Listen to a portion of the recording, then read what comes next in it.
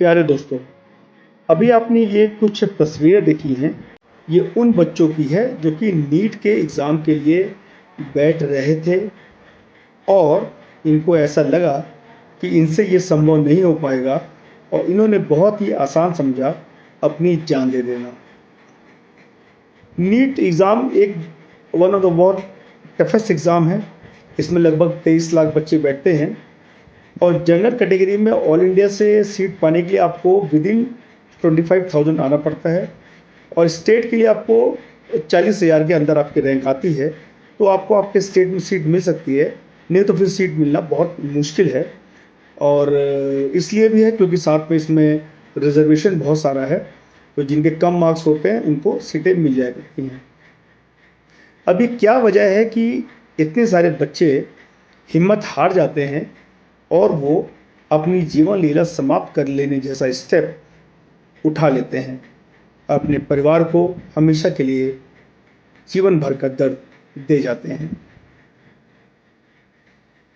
अब आप देखें, इसको एनालाइज करेंगे तो और जिम्मेदारी ठहराने की कोशिश करेंगे तो जितना इसमें बच्चे का आत्मबल टूटा रहता है और जितना वो मानसिक स्ट्रेस में रहता है, उतना ही कहीं किसी परिप्रेक्ष्य में एक दबाव उसके अपने परिवारजनों का रहता है, या तो उसको इतना पीयर प्रेशर रहता है कि उसके दोस्त निकल गए थे पिछले साल, या तो उसको दोस्तों के पर होने की पूरी संभावना है और उसकी पढ़ाई ठीक से नहीं हो पाई है।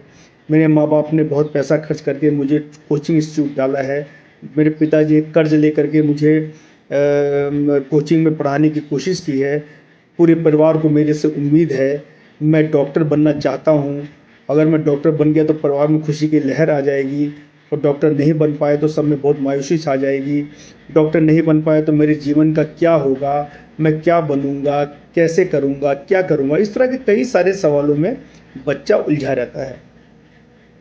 एक होड़ मची हुई है बायोलॉजी स्टूडेंट का डॉक्टर बनने के लिए, जबकि मैं आपको एक फैक्ट बताना चाहता हूँ कि अब इस समय बहुत सारे ऐसे कोर्सेज हैं जिसमें आप डॉक्टर से भी ज़्यादा सक्सेसफुल हो सकते हैं। अगर आप देखिए, किसी भी कोर्स को आप ज्वाइन करते हैं तो उसमें मेहनत तो लगती है। आप अपने स्ट्रीम में टॉप पे रहिए और अच्छा कीजिए तो यकीन जानिए आपको लाइफ बहुत ही सक्सेसफुल होगी और डॉक्टर से भी बहुत ज़्यादा आप सक्सेस लाइफ में प्राप्त कर सकते हैं। मेडिकल पेशे में बहुत ज़्यादा समय लगता है, एमबीबीएस करेंगे, फिर स्पेशलिटी करेंगे, फिर सुपर स्पेशलिटी करेंगे, फिर कुछ समय काम करेंगे, 10, 12, 15 साल के बाद आप एक स्टेब्लिश डॉक्टर बन सकते हैं। तब तक अगर आप किसी और फील्ड में जाना चाहें और आप उसमें आपका कैरियर का आपका इंक्लिनेशन है तो आप कुछ 5, 6, 7 साल में एक बहुत ही सक्सेसफुल आदमी बन करके निकल सकते हैं। तो सभी बच्चे, सभी पेरेंट्स से मैं यही गुजारिश करूँगा कि इस मेडिकल को इतना दिमाग में लेकर के, इतना प्रेशर लेकर के चलने की कोई ज़रूरत नहीं है। और आपने कोशिश की, आपकी जो भी आपने पढ़ा है, जो भी तैयारी की, चाहे आपका सिलेक्शन नहीं हुआ है, वो आपको किसी न किसी रूप में आगे आपके एजुकेशनल फील्ड में या पर्सनल लाइफ में वो आपके काम ही आने वाला है। तो इसमें निराशा होने की कोई भी ज़रूरत और किसी भी तरह से नहीं है। पेरेंट्स से खासकर ये निवेदन है, बच्चों पर किसी भी तरह का कोई दबाव जैसी बातें उनसे ना करें। ये एग्ज़ाम है बहुत ही ज़्यादा डिफ़िकल्ट एग्ज़ाम है ये। आप देख सकते हैं 23 लाख बच्चे बैठते हैं और 40,000 रैंक तक वालों को ही एमबीबीएस की गवर्नमेंट की सीटें मिलना संभावित है।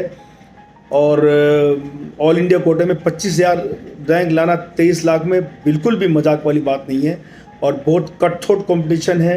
एक एक नंबर पे हज़ारों बच्चे रहते हैं। आपका एक सवाल गलत होना ही आपको पूरी लिस्ट से बाहर कर सकता है। इसमें ये नहीं है कि आपने पढ़ाई अच्छे से नहीं की या तो आपको नॉलेज नहीं है, केवल उस दिन आपका किस्मत ने आपका साथ नहीं दिया और कोई एक सवाल या 2 सवाल आपसे चूक गए, आपने सिली मिस्टेक कर दी, उससे आपका पूरा साल बर्बाद हो गया और आप लिस्ट से बाहर हो गए। आप बहुत ही सोच समझ के अपने जीवन का अगला कदम उठाइए। ये निश्चित होकर चलिए कि अगर आप में जज्बा है, अगर आप में मेहनत करने की ताकत है तो राहें बहुत सारी हैं। आप किसी भी राह में अच्छा करके और एक डॉक्टर से भी एक अच्छी लाइफ आप लीड कर सकते हैं।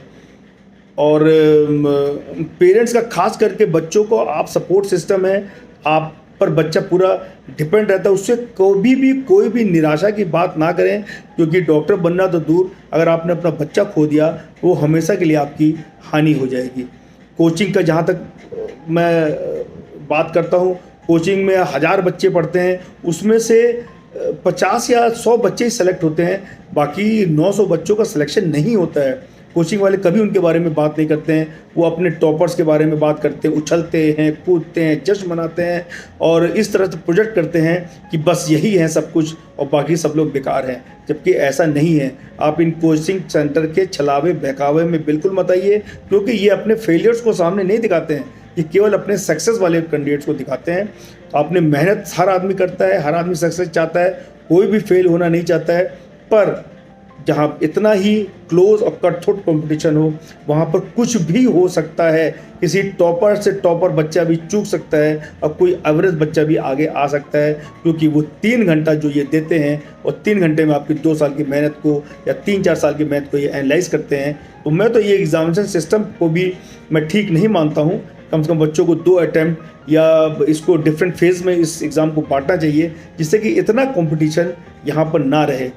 तो जिन बच्चों ने इस हार करके अपनी जीवन लीला समाप्त कर ली है, मेरी पूरी सहानुभूति उनके परिवार वालों के साथ है। और आगे मैं सभी बच्चों से ये निवेदन करूँगा, ये मैं उनको समझाने का प्रयास कर रहा हूँ, आप इस एग्ज़ाम को अपने दिमाग में इतना ज़्यादा मत बैठाइए। आप मेहनत जो किए हैं वो इसमें नहीं तो किसी न किसी रूप में आपको काम ही आने वाली है, और आप कोई अन्य प्रोफेशन चुन करके अच्छा करके डॉक्टर से भी बहुत अच्छी ज़िंदगी आप लीड कर सकते हैं।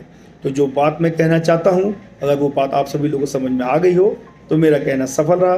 मेरा वीडियो देखने के बहुत बहुत धन्यवाद। फिर जल्दी से मिलते हैं एक और वीडियो लेकर के, तब तक के लिए नमस्कार।